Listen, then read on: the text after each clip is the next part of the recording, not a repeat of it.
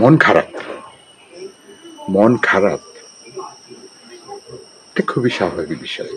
মন তো খারাপ হতেই পারে, কিন্তু মন খারাপ হলে কি করবেন আপনি? প্রথমেই সৃষ্টিকর্তাকে ধন্যবাদ জানান, তার প্রতি কৃতজ্ঞতা পোষণ করুন। কারণ আপনার একটা মন আছে। পৃথিবীতে অনেক প্রাণী আছে, অনেক মানুষ আছে যাদের মনটাই নেই, তারপরেও আপনার মন খারাপ। তখন করণীয়টা কি?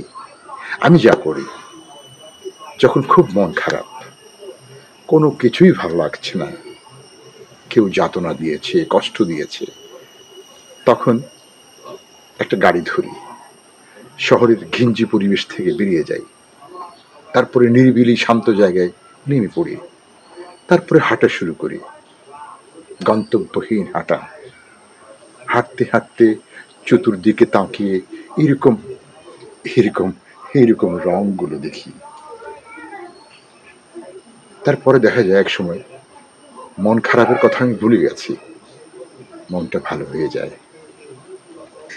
আপনি চেষ্টা করে দেখতে পারেন, যখনই মন খারাপ হবে তখনই বেরিয়ে পড়ুন একাকী, বন্ধু বান্ধব স্বজনের দরকার নেই।